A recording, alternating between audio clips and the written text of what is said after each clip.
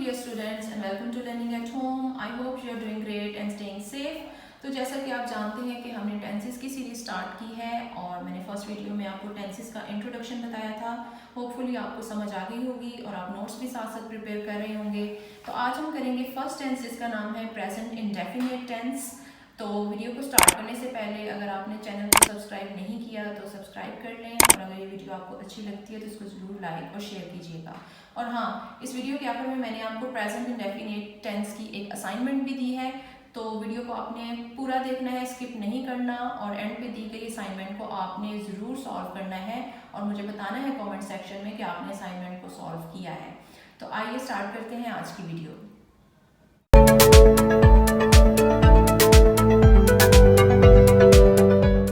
तो बच्चों, हमारा फर्स्ट टेंस है प्रेजेंट इंडेफिनिट टेंस। इसको हम उर्दू में फ़िलहाल कहते हैं। सबसे पहले हम देखेंगे कि उर्दू के फ़िक्रात में इन जुमलों की पहचान क्या होती है। उर्दू के फ़िक्रात के आखिर में ता है, ती है, ताहूँ, ते हैं वगैरह आते हैं। मिसाल के तौर पर वो सैर को जाता है, सूरज मशरिक़ से निकलता है, मैं खेलता हूँ, शमा सोती है, हम शाम को खेलते हैं वगैरह। देखें, इन सब जुमलों के आखिर में ता है, ताहूँ, ती है, ते हैं वगैरह आ रहा है। अब हम प्रेजेंट इंडेफिनिट टेंसेस के रूल्स को देखेंगे जिनकी मदद से हम उर्दू के जुमलों को इंग्लिश में तब्दील करते हैं। इसमें जो रूल्स हैं उसमें सबसे पहले है first form of verb is used. Present indefinite के टेंसेस में हमेशा वर्ब की पहली फॉर्म इस्तेमाल होती है। दूसरे नंबर पे अगर ही, शी, इट या कोई सिंगुलर नेम आ रहा हो जुमले में तो उसमें वर्ब की फॉर्म के साथ एस या ई एस का इजाफा करते हैं। और अगर ही, शी, इट या नेम के अलावा आई, वी, यू, दे वगैरह आ रहा हो तो उसमें हम सिर्फ वर्ब की फर्स्ट फॉर्म लगाते हैं, उसके साथ एस या ई एस नहीं लगाते। The third rule is no helping verb. Present indefinite tense में कोई भी हेल्पिंग वर्ब इस्तेमाल नहीं होता, जैसे कि इज, एम, आर, हैव या हैज, हैड वगैरह। Number 4, pattern of sentence is subject, verb, object, यानी एस, वी, ओ का पैटर्न इसमें इस्तेमाल होता है। जुमले में सबसे पहले सब्जेक्ट होता है, दरमियान में वर्ब होता है और लास्ट में ऑब्जेक्ट होता है। अब हम इसके कुछ एग्जांपल्स ले लेते हैं और इन जुमलों को इंग्लिश में चेंज करते हैं। सबसे पहले हम सिंपल सेंटेंसेस लेंगे, यानी सादा जुमले लेंगे जिनमें मनफी या सवालिया जुमला नहीं होता, बल्कि ये एक सिंपल सेंटेंस होता है। जैसे कि नंबर 1 पे है वो सेब खाता है। अब इसको हमने प्रेजेंट इंडेफिनिट टेंस में चेंज करना है इंग्लिश में।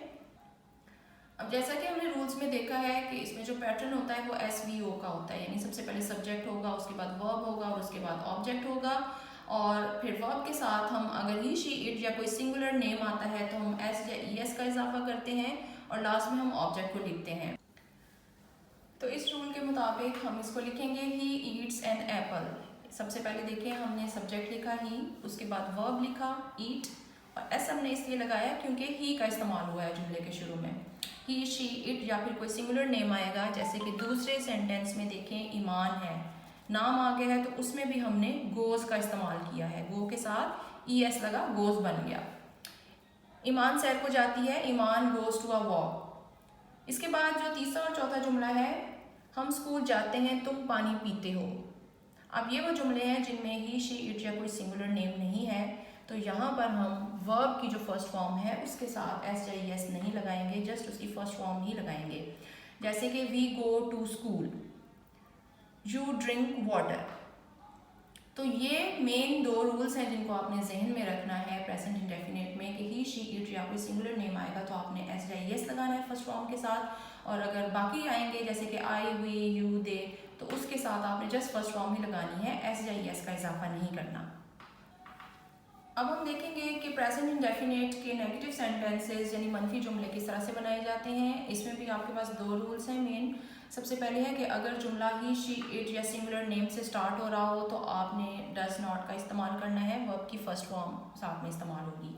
इसी तरह से अगर आई, वी, दे या यू से आपका कोई जुमला स्टार्ट हो रहा है तो उसमें आपने डू नॉट लगाना है और वर्ब की फर्स्ट फॉर्म इस्तेमाल। वर्ब की फर्स्ट फॉर्म तो पूरे प्रेजेंट इंडेफिनिट टेंस में ही इस्तेमाल होगी, जैसे कि हमने शुरू के रूल्स में पढ़ा था।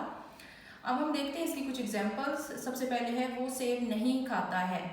अब ये जुमला वो से यानी ही से स्टार्ट हो रहा है तो हम इसमें डज नॉट का इस्तेमाल करेंगे और उसके बाद हम फर्स्ट फॉर्म के साथ एस या एस नहीं लगाएंगे। जब डज इस्तेमाल हो जाता है तो फिर आपने जस्ट फर्स्ट फॉर्म ही लगानी है, उसके साथ आपने एस या एस नहीं लगाना। He does not eat an apple. Number 2, ईमान सैर को नहीं जाती है। हमने पढ़ा कि कोई सिंगुलर नेम आए तो उसमें भी आपने डज नॉट का इस्तेमाल करना है, तो हम लिखेंगे ईमान does not go to the walk. Number 3 पे है हम स्कूल नहीं जाते हैं। अब ये जुमला वी से स्टार्ट हो रहा है तो हम डू नॉट का इस्तेमाल करेंगे। जैसे कि हमने रूल में पढ़ा है कि आई, वी, दे, यू से जो जुमले स्टार्ट होंगे उसमें हम डू नॉट का इस्तेमाल करेंगे। We do not go to school. Number 4, तुम पानी नहीं पीते हो। यहाँ भी हम डू नॉट का इस्तेमाल करेंगे क्योंकि ये जुमला यू से स्टार्ट हो रहा है। You do not drink water. Students, हमने सिंपल सेंटेंसेस और नेगेटिव सेंटेंसेस तो देख लिए। अब हम देखेंगे कि इंटरोगेटिव सेंटेंसेस यानी सवालिया जुमले जो हैं किस तरह से बनाए जाते हैं प्रेजेंट इंडेफिनिट में, और उसके कौन कौन से रूल्स हैं। इसमें भी 2 रूल सबसे इंपॉर्टेंट हैं। सबसे पहले है कि अगर जुमला ही, शी, इट या सिंगुलर नेम से स्टार्ट हो रहा हो तो जुमले के शुरू में डज लगाते हैं और वर्ब की फर्स्ट फॉर्म लगाते हैं और जुमले के आखिर में सवालिया निशान यानी क्वेश्चन मार्क लगाते हैं।